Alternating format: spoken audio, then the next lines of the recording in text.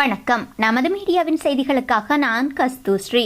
அமெரிக்க ராணுவம் குளிர் அதிகமான பகுதிகளில் பணிபுரிவதற்கு தமது துருப்புக்களுக்கு பயிற்சி கொடுக்கும் போது அவர்களை இந்திய ராணுவத்துடன் இணைத்து பயிற்சிகளில் ஈடுபடுத்த திட்டமிட்டுள்ளது. அமெரிக்க ராணுவத்தின் அலாஸ்கா மாநில தளபதி மேஜர் ஜெனரல் பீட்டர் ஆண்ட்ரிசியக் இது பற்றி குறிப்பிட்ட போது, இந்திய ராணுவம் தற்போது லடாக் எல்லை பகுதியில் கடும் குளிரான காலநிலையில் நிலை கொண்டுள்ளது. அலாஸ்காவிலும் எமது ராணுவம் அப்படியான இடங்களில் பாதுகாப்பு கடமைகளில் ஈடுபடுகிறது.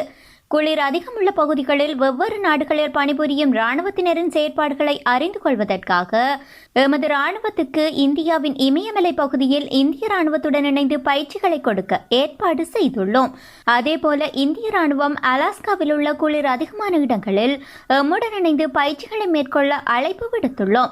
2021 ஆண்டு இந்திய ராணுவம் அலாஸ்காவுக்கு வர திட்டமிட்டுள்ளது.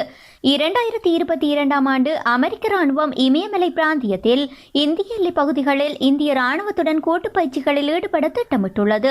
இந்த கூட்டு பயிற்சிகளின் போது தரைப்பயிற்சிகள் மட்டுமன்றி மலைப்பகுதிகளில் ஹெலிகாப்டர்களில் இருந்து இறங்கும் பயிற்சிகள், மலைகளை கைப்பற்றும் பயிற்சிகள் மற்றும் கைப்பற்றப்பட்ட பகுதிகளை தக்க வைத்துக் கொள்ளும் பயிற்சிகள் ஆகியவை இடம்பெற உள்ளது என்று தெரிவித்தார்.